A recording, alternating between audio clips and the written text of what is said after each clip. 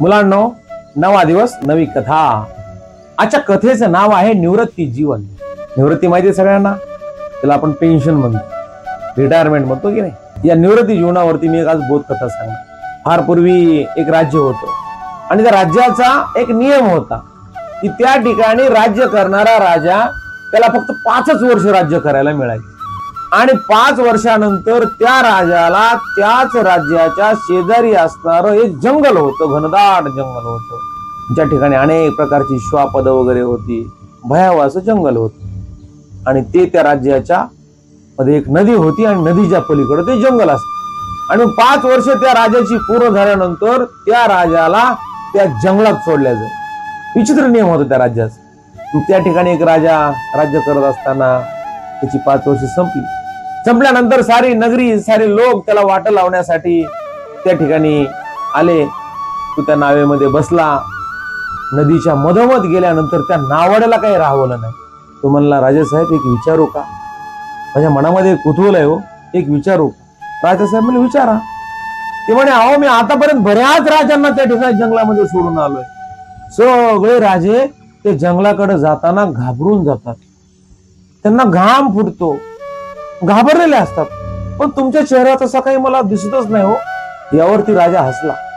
राजानं सांगितलं, नावाडी काका, मी आता 5 वर्ष राज्य केलं की नाही या राज्यावरती, मी या 5 वर्षामध्ये मी ज्या जंगलामध्ये जाणार आहे ना, त्या जंगलामध्ये मी एक सुंदर नगरी तयार करून ठेवली।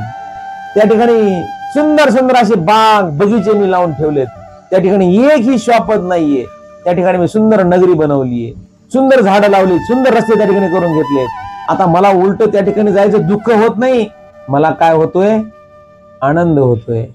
माझी सत्ता असताना, माझं राज्य असताना मी ते काम करून घेतलेलं आहे, म्हणून मला त्या ठिकाणी जायची काही भीती वाटत नाही। मला उलट काय व्हायला लागलाय, आनंद व्हायला लागलाय।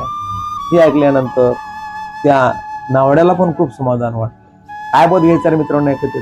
अरे आपण ज्यावेळेस सेवेमध्ये असतो ना, नोकरीमध्ये असतो ना, त्यावेळेस आपण घर एक घर, आपलं लेकरं बाळ एक लेकरं बाळ, आपला संसार एक संसार, आपला स्वार्थ एक स्वार्थ, असं जर करत राहिलो ना, तर ज्यावेळेस आपण निवृत्त होऊ ना, त्यावेळेस आपण एकटं पडतो।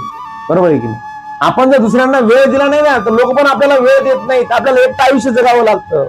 आपण ज्या क्षेत्रामध्ये काम करत असतो त्या क्षेत्रामधून आपल्याला एक ना एक दिवस निवृत्त होणे ना, एक ना एक दिवस आपली रिटायरमेंट ठरलेलीच आहे।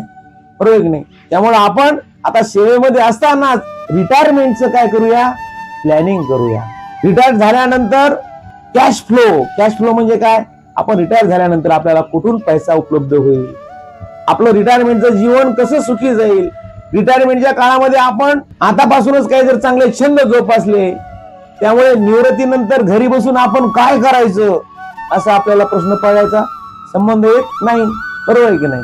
म्हणजे निवृत्तीनंतर जे भयान जंगल असते की नाही, जसं या राजानं त्या जंगलाला सुंदर नगरीमध्ये बदलवलं, तसं आपण आपल्या सेवेमध्ये असतानाच आपण आपल्या पुढच्या आयुष्याचं, निवृत्तीनंतरच्या आयुष्याचं आपण प्लॅनिंग करून ठेवलं पाहिजे। म्हणूनच आपण आतापासूनच काय करूया, ते प्लॅनिंग करूया। चला माणसं जोडूया। खूप खूप धन्यवाद।